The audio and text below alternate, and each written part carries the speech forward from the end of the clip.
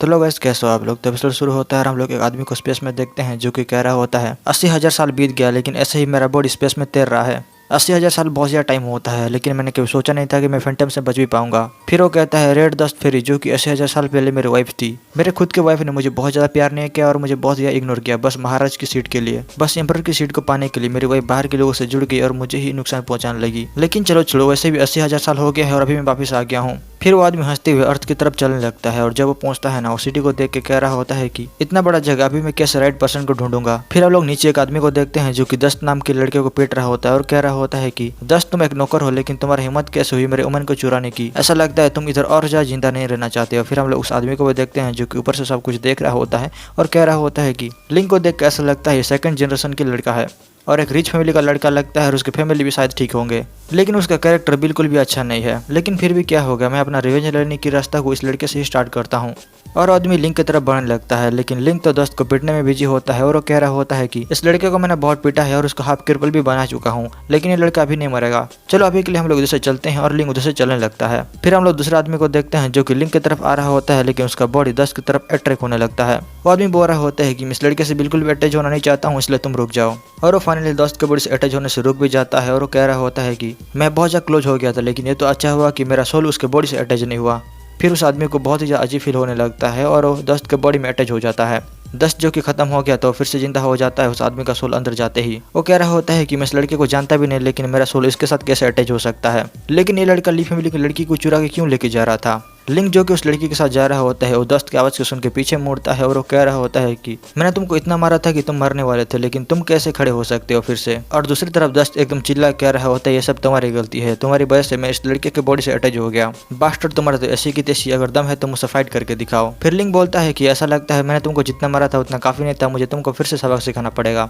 और दस्त लिंक को मारने के लिए आगे बढ़ने लगता है और कह रहा होता है तुमने मेरे को गाली देने की हिम्मत भी कैसे की, तुम्हें पता भी है तुमने किसको गाली दी, आज तो मैं तुमको जिंदा बिल्कुल भी नहीं छोड़ने वाला हूँ। फिर हमारा दस्त भी उसको पंच देने के लिए रेडी होने लगता है। दोनों एक दूसरे को पंच देते हैं और उन दोनों के पंच की वजह से उधर बहुत बड़ा ब्लास्ट भी हो जाता है। उधर से बहुत सारा एनर्जी निकल रहा होता है और सारे लोग कुछ भी देख नहीं पा रहे होते हैं। फिर वो दोनों दूर जाके गिरते हैं और लिंक बोल रहा होता है कि साले नौकर तुम्हारी हिम्मत कैसे हुई मेरे ऊपर हाथ उठाने की, तुमने तुम्हारे मास्टर के ऊपर कैसे हाथ उठा दिया, तुमको पता भी है तुमने क्या किया है आज।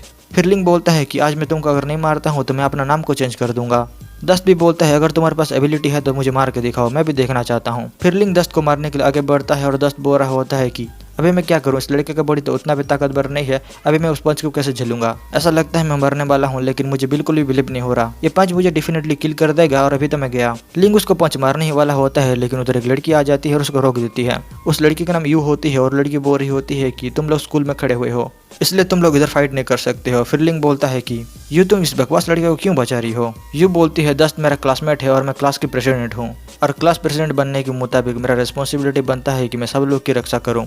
अगर तुम स्कूल के रूल को ब्रेक करना चाहते हो तो ब्रेक कर सकते हो, वो भी अपने हाथों से, लेकिन उसके बाद जो होगा वो मेरी गलती नहीं है, बाद में मुझे तुम मत कहना। फिर लिंक उधर से चलने लगता है और कह रहा होता है कि दस्त तुम मेरा वेट करो, मैं तुमको अभी नहीं मार सकता तो क्या हो गया, मैं तुमको कभी ना कभी तो मार के जरूर रहूंगा। लिंक के जाने के बाद यू जाके दस्त को बोलने लगती है कि तुम ठीक तो हो ना दस्त, लेकिन दस्त उस लड़की को देख के उसके मन में बहुत ज्यादा लड्डू फूट रहे होते हैं। फिर दस्त बोलता है मैं जल्दी करता हूँ और मरने के नाटक करने लगता हूँ। फिर दस्त उधर मरने के नाटक करने लगता है। उधर कुछ लोग खड़े होते हैं तो यू उन लोग को बुलाती है और कहती है कि तुम लोग मेरा एक काम करोगे, तुम लोग इस लड़के को सेफली उसका घर भेज दो।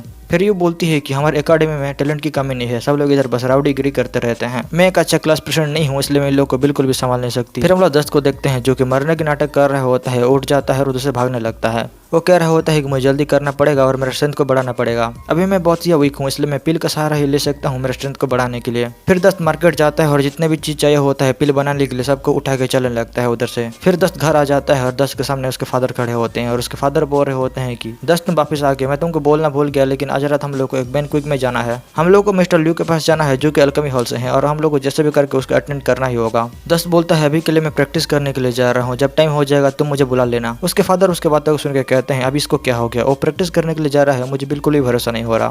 फिर हम लोग दस्त को देखते हैं जो कि अपना रूम का गेट को क्लोज कर देता है और अपना पोटली को खोलने लगता है। दस्त ने पिल बनाने के लिए बहुत सारा चीज लाया होता है जैसे कि dragon heart grass, ice heart, snow lotus और भी बहुत सारा चीजें उसने लाया होता है। दस्त बोलता है इतने सारी चीजों से मेरा पिल बन जाएगा तो चलो मैं कल्टिवेशन करने के लिए बैठता हूँ। फिर दस्त कल्टिवेशन करने के लिए बैठता है और अपना स्पिरिचुअल पावर को अवेकन करने लगता है क्योंकि उसको पिल को रिफाइन करने के लिए स्पिरिचुअल फायर की जरूरत है। दस्त अपना स्पिरिचुअल फायर को अपने हाथ में लेता है और कहता है कि कुछ साल पहले मेरे पास इतना फायर था कि मेरा फायर एक फॉरेस्ट को भी कवर कर सकता है, लेकिन मेरे पास अभी बस इतना ही फायर बचा हुआ है। लेकिन चलो हम लोग उसके बारे में बाद में बात करेंगे, और लेकिन अभी के लिए मुझे मेरा फील को रिफाइन करना पड़ेगा। फिर 10 अपना स्पिरिचुअल पावर को यूज करते हुए बहुत मेहनत के साथ उसको रिफाइन भी कर लेता है। 10 उसको रिफाइन करने के बाद बोलता है कि मैंने इसको फाइनली रिफाइन कर दिया, और उसको लेने लगता है। वो कह रहा होता है कि एल्केमी की दुनिया में 17 फर्स्ट ग्रीन स्काई और व्हाइट सन डुअल बहुत ही ज़्यादा पावरफुल होता है। कुछ देर पील को लेने के बाद 10 अपना ब्रेक थ्रू करने लगता है और उधर हंसने लगता है।